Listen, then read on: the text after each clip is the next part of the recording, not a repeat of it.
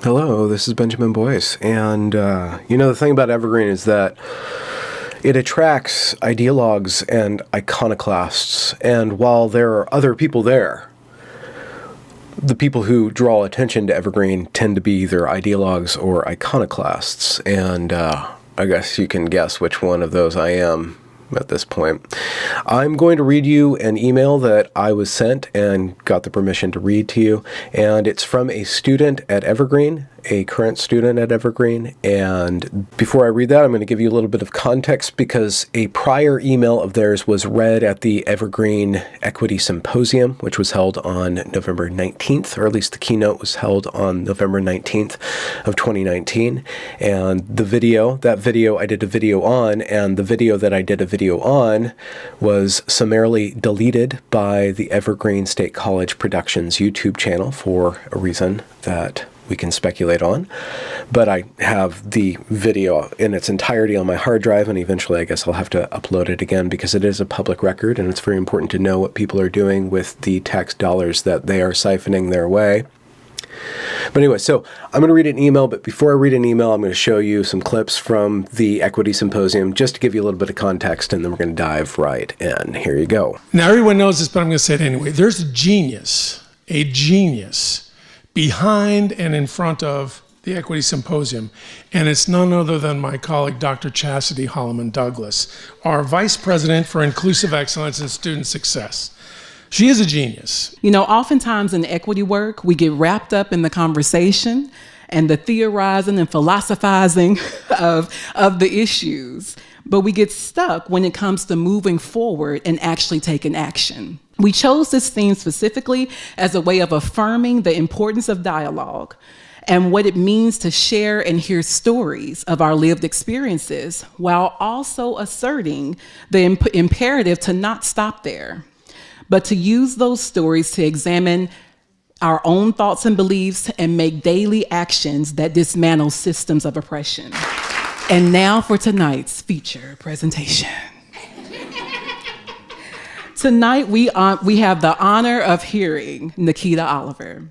I go and I speak at schools all over the United States. And I go speak at equity summits and race and justice summits and social justice this and social justice that. And inevitably at so many places, I get emails from people there who tell me about how their school ain't acting right.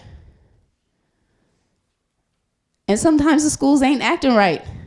And sometimes the schools are trying to act right, but they're not getting it right yet.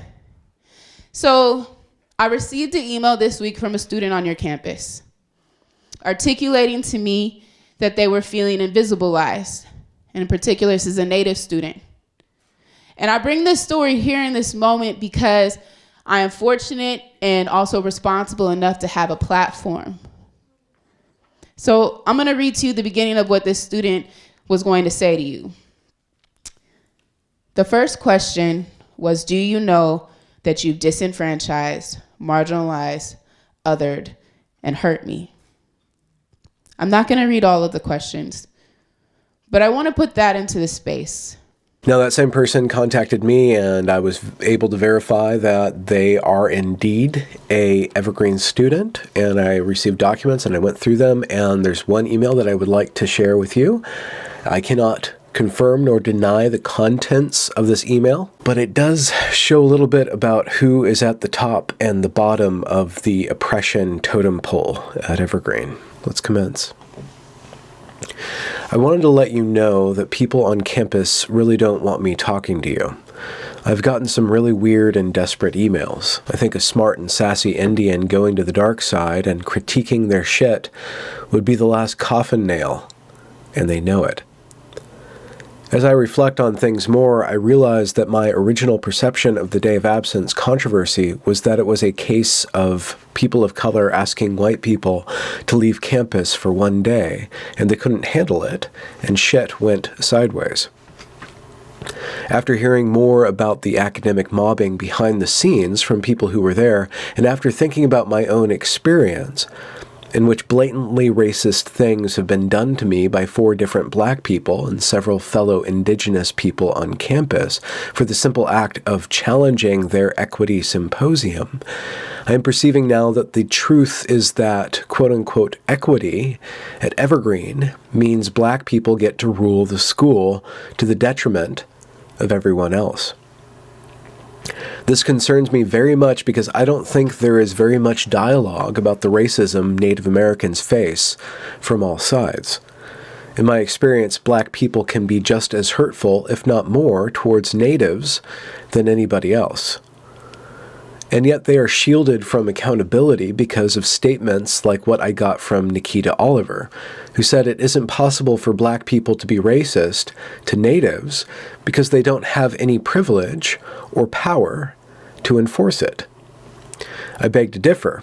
When a black member of administration who probably makes $100,000 a year tells me that they are too busy being black to know anything about Indians, direct quote from Evergreen's head civil rights officer, they certainly feel privileged and empowered enough to try to use, abuse, and manipulate this Native student. It was the head of the Black Student Union who used her name to try to shut me up. She said if I acted too angry on campus that I would end up in a Benjamin Boyce video, and then the alt-right will come gunning for you. He will dox you and they will come to your house to kill you. Direct quote. It was interesting, too, that I was never spoken to by any black people on campus until shit went down about their equity symposium, which I have since been told was only for black people, and that's why I was cut from it. After I spoke out, there were suddenly black people looking for me on campus and following me to meetings and then telling me I would get hurt for speaking out anymore. I don't think I would be too off base to feel something sinister is happening. At this point, I feel like telling you to take my story and run with it, but I do genuinely worry about my academic career and my safety if I do that. Unlike the identitarians, I do have real-life goals attached to my degree, which I understand is basically worthless now. I also have strong family values that include protecting them from reprisals. If there's any way for you to tell my story without putting me in it by name, please feel free to do so. People need to know that Native Americans at Evergreen are getting a really shit deal, and our programs, which have always been marginalized and underfunded, are at risk of being cut to make room for more of the white and black fake-ass equity trip and bullshit useless curriculum. As Evergreen continues to tank, they are passing the pain directly to natives on campus, and it needs to be exposed. They have been quoted as saying, "We didn't even know Indians could research, let alone quantitative and qualitative, in response to our efforts to establish an Indigenous Research Institute at Evergreen. Fuck that noise." Noise is here spelled with a Z. Authentic indigenous research beats Western methodology hands down, and I would defend that statement with my very life. Now, I don't know about that, but I would like to see that work itself out. I've already tried the sit down with George thing, and I can testify that he is useless as tits on a bull. He doesn't even know what to do with an uppity Indian like me. I even shamed him in front of the Board of Trustees at his last eval to no avail. No advocacy for systemic change is possible from someone who says he doesn't know about anything that happens on campus in regards to Indians. He's probably too busy trying to appease the blacks. If you secretly are in league with the alt-right, tell them to remember their roots, because every redneck has a Cherokee grandmother. They should be on our side. We need liberating from the alt-left, said Tongue firmly in cheek.